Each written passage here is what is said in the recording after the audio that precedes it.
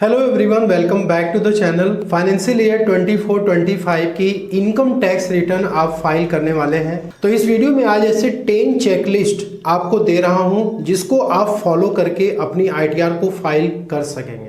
तो सबसे पहला काम क्या करना होता है, इनकम टैक्स के पोर्टल पे रजिस्ट्रेशन करना होता है। तो इनकम टैक्स के पोर्टल पे रजिस्ट्रेशन करने के लिए आपको incometax.gov.in की वेबसाइट पे आना है। आप यहाँ पे देख सकते हैं कि यहाँ पे दो ऑप्शन आपको दिखता है, एक होता है लॉगिन का, दूसरा होता है रजिस्टर का। तो आपको सिंपली यहाँ पे क्या करना है, रजिस्टर पे क्लिक करना है। तो इस पे आपकी जो रजिस्ट्रेशन होगी वो 4 स्टेप में कंप्लीट होगी, जैसा कि आप यहाँ पे देख सकते हैं। और ये स्टेप हमने प्रॉपर एक वीडियो में समझाया हुआ है और उसका लिंक मैं डिस्क्रिप्शन में दे दूंगा और आई बटन पे भी आप अभी लिंक देख सकते हैं। इनकम टैक्स के पोर्टल पे रजिस्ट्रेशन करने के बाद जो दूसरा आपको मोस्ट इंपॉर्टेंट काम करना वो है बैंक की डिटेल को पोर्टल पे रजिस्टर करना। तो आप बैंक को ऐड करेंगे, उसके बाद उसको प्री वैलिडेट भी करेंगे। तो पोर्टल पे रजिस्ट्रेशन करने के बाद आपको अपनी लॉगिन आईडी पासवर्ड इंटर करके आपको इस पे लॉगिन हो जाना है। और बैंक को ऐड करना और उसको प्री वैलिडेट करना इसलिए इम्पॉर्टेंट है क्योंकि यदि आपकी किसी इनकम पे टीडीएस कट चुका है तो उसका जो रिफंड आप अपने आईटीआर में क्लेम करते हैं वो तब तक नहीं मिलेगा जब तक कि आपका बैंक इस पोर्टल पे रजिस्टर ना हो। तो बैंक को ऐड करने के लिए यहाँ पे सिंपली आप प्रोफाइल वाले सेक्शन पे क्लिक करेंगे, माई प्रोफाइल पे आपको क्लिक करना है और यहाँ पे देखिए माई बैंक अकाउंट का ऑप्शन दिख रहा है, इस पे आपको क्लिक करना है। तो आपको यहाँ पे ऐड बैंक अकाउंट पे जाना है, इस पे आपको सिंपली क्लिक करना है और यहाँ पर बैंक की डिटेल आपको एंटर करके आपको प्री वैलिडेट कर लेना है। देखिए इसकी एक सेपरेट वीडियो हमने ऑलरेडी चैनल पे अपलोड की हुई है, उसका लिंक मैं वीडियो के डिस्क्रिप्शन में डाल दूंगा और आई बटन पे ऊपर लिंक भी आप देख रहे हैं, उस पर चेकआउट करके आप पूरे प्रोसेस को वहां पे इजीली देख सकते हैं और बैंक को यहाँ पे प्री वैलिडेट कर सकते हैं। तो यहाँ पे जो तीसरा पॉइंट आपको ध्यान में रखना वो है टीडीएस सर्टिफिकेट रिसीव करना। यदि आप एक सैलरीड एम्प्लॉय हैं तो आपको फॉर्म 16 में टीडीएस सर्टिफिकेट इशू होता है, नॉन सैलरीड एम्प्लॉय हैं तो फॉर्म 16A में टीडीएस सर्टिफिकेट इशू होता है। देखिए जो सैलरीड एम्प्लॉय होते हैं उनका एक लिमिट क्रॉस करने के बाद उनका एम्प्लॉयर टीडीएस काटता है, टीडीएस डिपॉजिट करता है, टीडीएस रिटर्न को फाइल करता है और फाइनली फॉर्म 16 में टीडीएस सर्टिफिकेट इशू करता है। तो आपको अपने एम्प्लॉयर से फॉर्म 16 को पहले ले लेना है, उसके बाद फिर अपने इनकम टैक्स रिटर्न के लिए आपको तैयारी करनी है, ठीक है। और नॉन सैलरी के केस में जैसे आपको किसी कॉन्ट्रैक्ट का पेमेंट हुआ है, रेंटल इनकम आपको हुई है, उस पर टीडीएस कट चुका है, या कोई प्रोफेशनल है उस पर टीडीएस कट चुका है, या फिर कोई ब्रोकरेज और कमीशन हो सकता है, ठीक है। तो अदर देन सैलरी के केस में फॉर्म 16A आपको रिसीव करना है। अब देखिए होता क्या है कि जनवरी फरवरी मार्च क्वार्टर का जो टीडीएस डिपॉजिट है और टीडीएस रिटर्न की उसकी डेट अलग होती है।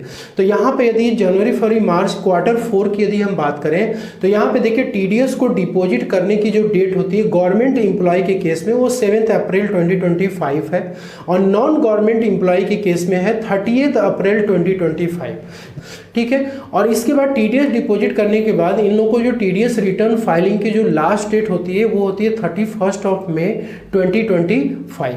तो टीडीएस रिटर्न जब ये लोग फाइल करते हैं 31 मई तक, तो 15 जून तक का इनके पास टाइम होता है फॉर्म 16 और फॉर्म 16A इशू करने का।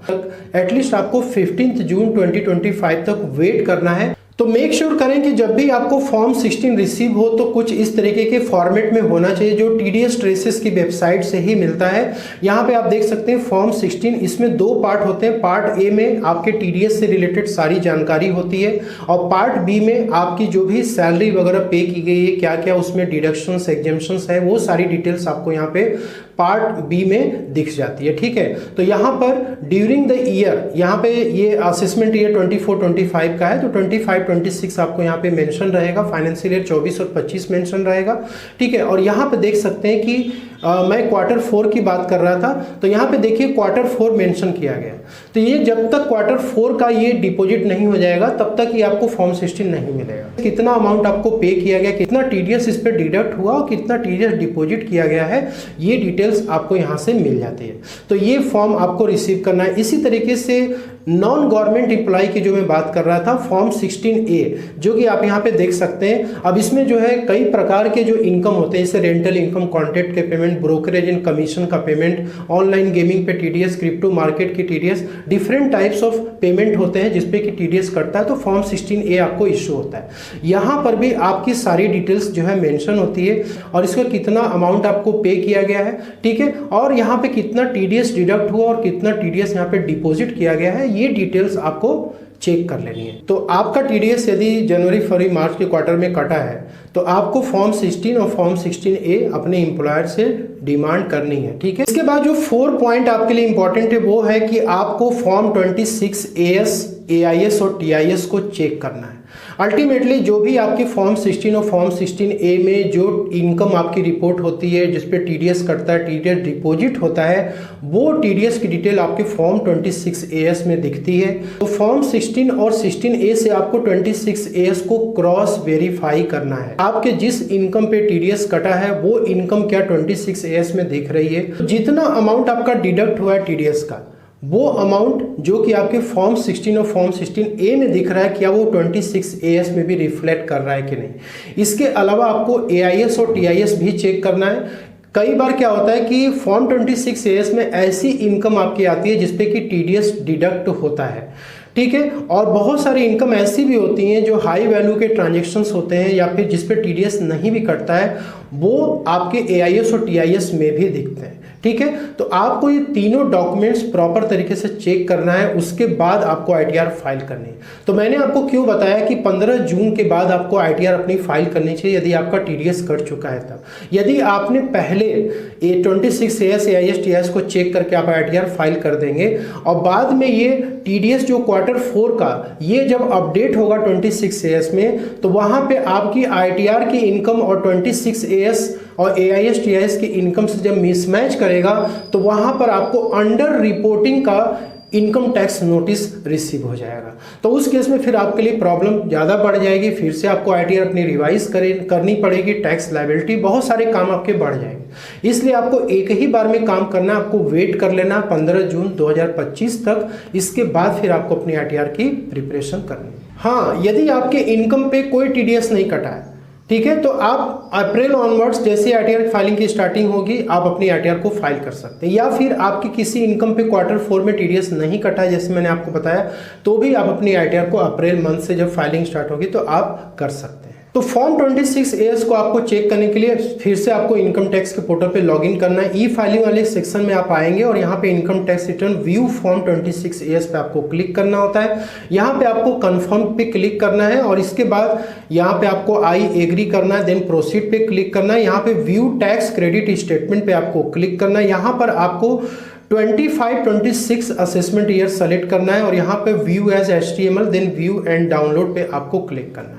ठीक है। यहाँ पे आपको सारी डिटेल्स आ जाएगी कि आपके कौन कौन से इनकम पे टीडीएस कटा है, कितना टीडीएस डिपॉजिट हुआ है, जो कि आप यहाँ पे देख सकते हैं, ठीक है। और इसके बाद आप यहाँ से इसको एक्सपोर्ट एज PDF पे डाउनलोड करके आप इसको रख सकते हैं। इस तरीके से आपको AIS और TIS चेक करना है, तो आप यहाँ पे देख सकते हैं AIS का सेक्शन दिख रहा है, इस पे आपको क्लिक करना है, प्रोसीड पे आपको क्लिक करना है और यहाँ पे आपको AIS का सेक्शन दिख रहा है, यहाँ पे फाइनेंशियल ईयर 24-25 आपको रहने देना है, ठीक है। और यहाँ पे आप टैक्स पेयर इन्फॉर्मेशन समरी पे क्लिक करेंगे, देन आप यहाँ पे देख सकते हैं आपकी सारी इनकम, टीडीएस जिस पे कटा है वो भी इनकम आती है, जिस पे नहीं कटा है वो भी इनकम आती है। और ये सारा आपके 26AS से जिस पे टीडीएस कटा वो मैच करता है, नॉन टीडीएस वाले आपको इनकम यहाँ से पिक करना है। सारी डिटेल्स आपकी अब कंप्लीट हो चुकी है। अब आपको ITR फाइल करना है, तो आपको एक सही ITR फॉर्म आपको सेलेक्ट करना है। तो यदि आपको ITR फॉर्म सेलेक्ट करने में दिक्कत आती है तो आप सिंपली इनकम टैक्स के पोर्टल पे आएंगे, तो यहाँ पर भी आप अपनी ITR फॉर्म को सेलेक्ट कर सकते हैं। देखिए यहाँ पे ITR 1 से लेकर ITR 7 तक के सारे फॉर्म्स होते हैं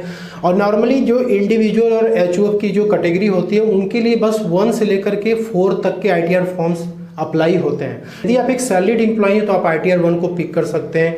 यदि आपको सैलरी के साथ साथ म्यूचुअल फंड और शेयर मार्केट से इनकम हो सकती है, कैपिटल गेन की इनकम हो सकती है, तो ITR 2 में जाएंगे। और इसके बाद नेक्स्ट होता है ITR 3 फॉर्म। तो यदि आपको बिजनेस और प्रोफेशन से भी इनकम हो रखी है, सैलरी की इनकम है, ठीक है, ट्रेडिंग वगैरह आप करते हैं, mutual fund, share market, intraday हो गया, फ्यूचर एंड ऑप्शंस की ट्रेडिंग हो गई, तो उस तरीके की इनकम ITR 3 में आप रिपोर्ट कर सकते हैं। इसके बाद ITR 4 में है जो कि इंडिविजुअल और HUF जो कि स्मॉल बिजनेस वगैरह करते हैं, ठीक है, प्रिजेंटिव टैक्सेशन स्कीम में अपनी ITR को फाइल करना चाहते हैं तो ITR 4 में फाइल कर सकते हैं, ठीक है। तो आप इस पर क्लिक करके आप डिटेल्स में इसको स्टडी कर लें, कौन सी ITR फॉर्म आपके ऊपर एप्लीकेबल है, उसके आधार पे ही आपको अपनी ITR फाइल करनी। नाउ नेक्स्ट पॉइंट यहाँ पर है deduction as per proof. Income tax return file करते समय आपको काफ़ी सारे डिडक्शंस इनकम टैक्स में मिलते हैं, जिससे कि आप ज़्यादा से ज़्यादा अपना टैक्स सेव कर पाएँ, ठीक है। तो यदि आप ओल्ड टैक्स रेजिम में अपनी ITR फाइल करने जा रहे हैं तो वहाँ पर आपको 80C से 80U तक के डिडक्शंस मिलते हैं, ठीक है। तो आपने जो भी इन्वेस्टमेंट वगैरह किया हुआ है उसका डिडक्शंस आप क्लेम करना चाहते हैं तो आप मेक श्योर करें कि उसका आपके पास प्रॉपर प्रूफ होना चाहिए, ठीक है। क्योंकि यदि आप बिना प्रूफ के अपने ITR में डिडक्शंस को आप क्लेम कर रहे हैं तो आपके लिए प्रॉब्लम क्रिएट हो सकती है। और नेक्स्ट यहाँ पे पॉइंट ये है अवॉइड फेक रिफंड। बहुत सारे एम्प्लॉयज जो कि सैलरी क्लास के हैं या फिर नॉन सैलरी क्लास के जो पर्सन हैं वो लोग रिफंड क्लेम करने के लिए अपने इनकम टैक्स रिटर्न में फेक डिडक्शंस एग्जेम्पशंस क्लेम करते हैं। और इसके लिए देखिए काफ़ी समय से हम लोग चैनल के माध्यम से आप लोग को अवेयर करते हैं कि आप लीगल तरीके से टैक्स को सेव करने के पीछे जाइए। इलीगल तरीके से आप टैक्स को सेव करने के लिए और रिफंड वगैरह क्लेम करने के चक्कर में आप पड़ेंगे तो आपको इनकम टैक्स डिपार्टमेंट से नोटिस आ सकती है और आपके लिए प्रॉब्लम ज़्यादा बढ़ सकती है। और यहाँ पे नेक्स्ट पॉइंट है don't escape stock market income, mutual fund, online gaming की इनकम एंड क्रिप्टो मार्केट की इनकम। फाइनेंशियल ईयर 23-24 में ऐसे बहुत सारे टैक्स पेयर्स के केसेस हम लोगों ने देखे जिन्होंने कि अपने ITR में stock market, mutual fund, online gaming और क्रिप्टो मार्केट की इनकम को लोगों ने अवॉइड किया था। तो इसके वजह से उनको नोटिस इनकम टैक्स की डिपार्टमेंट की तरफ से आना शुरू हो गया। तो आप जैसे मैंने बताया कि आपको AIS TIS 26AS आपको चेक करना है, उसमें ये सारे इनकम आपको दिखते हैं और आपको ये इनकम अपने ITR में डिक्लेयर करनी पड़ेगी। नेक्स्ट यहाँ पे रिप्लाई नोटिस ऑन टाइम। जब भी आपकी इनकम टैक्स रिटर्न में किसी प्रकार की कोई गड़बड़ी होती है तो जो इनकम टैक्स ऑफिसर है वो आपको नोटिस सेंड करता है, उसकी एक टाइम लिमिट भी दी हुई होती है। तो आप कोशिश करें कि उस नोटिस की रिप्लाई आप टाइम पे करें। इसके बाद यहाँ पे नेक्स्ट पॉइंट है सीक प्रोफेशनल हेल्प। देखिए बहुत सारे लोग अपने इनकम टैक्स रिटर्न को खुद से फाइल करते हैं और कुछ लोग ऐसे भी हैं जो कि प्रोफेशनल की हेल्प लेकर के भी करते हैं अपनी ITR।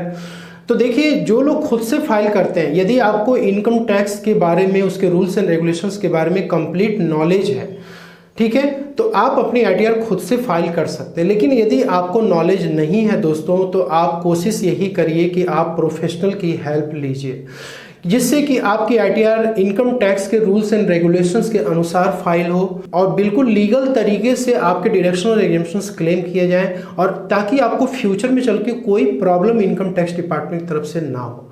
क्योंकि अब इनकम टैक्स का पोर्टल दोस्तों पहले जैसा नहीं रह गया, अब यहाँ पे AI बेस्ड ये पोर्टल हो चुका है। सारे के सारी इंफॉर्मेशंस जो है आर्टिफिशियल इंटेलिजेंस के द्वारा चेक की जा रही हैं और इनकम टैक्स डिपार्टमेंट ऐसे टैक्स पेयर्स को सॉर्ट आउट कर रहा है और उनको शॉर्ट लिस्ट करके नोटिस वगैरह भेज रहा है। तो आप मेक श्योर करें कि आप प्रोफेशनल की हेल्प लेकर के तभी अपनी ITR को फाइल करें। आशा करता हूं कि आपको वीडियो में दी गई जानकारी पसंद है, अच्छी लगे, लाइक शेयर जरूर करेगा। मिलता है नेक्स्ट वीडियो में। Thank you so much.